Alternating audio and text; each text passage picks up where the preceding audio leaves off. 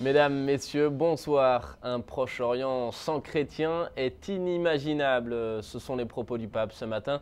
Il recevait au Vatican les patriarches des églises orientales catholiques ainsi que les archevêques majeurs. Puis il recevait les participants à l'assemblée plénière de la Congrégation pour les églises orientales.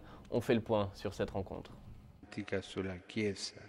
Dans son discours au patriarche, le Saint-Père est revenu sur l'unité de l'Église qui s'exprime dans l'union avec l'évêque de Rome.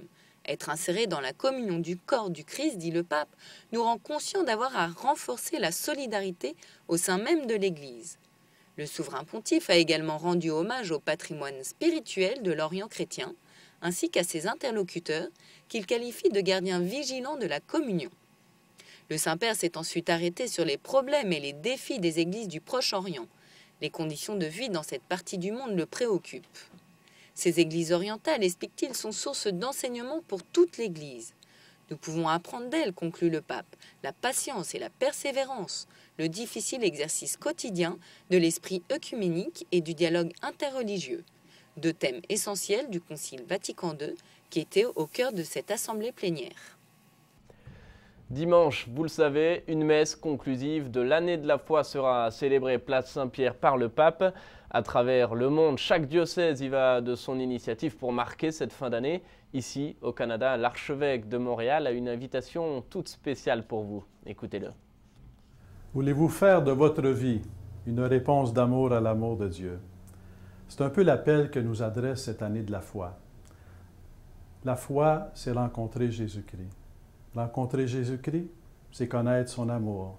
Connaître son amour, c'est être appelé à vouloir répondre à son amour. Afin de non seulement annoncer l'amour de Jésus-Christ, mais aussi semer le désir de répondre à son amour, je vais consacrer le diocèse au Sacré-Cœur de Jésus le samedi 23 novembre à 19h30 à la cathédrale Marie-Reine du Monde. Mais en même temps, afin que ce soit toujours sur un chemin de grâce, nous allons recourir à la médiation maternelle de la Vierge Marie et je vais consacrer, en préparation à la consécration au Sacré-Cœur de Jésus, je vais consacrer le diocèse au cœur immaculé de Marie afin qu'elle nous aide, qu'elle nous présente Jésus-Christ et qu'elle nous aide en communion entrée avec le Sacré-Cœur de Jésus. C'est une invitation que je vous adresse le samedi 23 novembre à 19h30 à la cathédrale Marie-Reine du Monde pour répondre à l'amour de Dieu. Et sachez qu'en préparation à la consécration du diocèse, Monseigneur Lepine organise un événement. Il s'agit de 40 heures d'adoration avec sacrement du pardon. Ça sera à la cathédrale de Montréal dès ce soir. Vous trouverez le programme détaillé sur le site internet du diocèse. Et avant de nous quitter, je vous rappelle que c'est aujourd'hui la journée de prière pour les religieuses cloîtrées. Le pape s'est rendu dans l'après-midi au monastère Camaldule de Saint-Antoine-Abbé à Rome.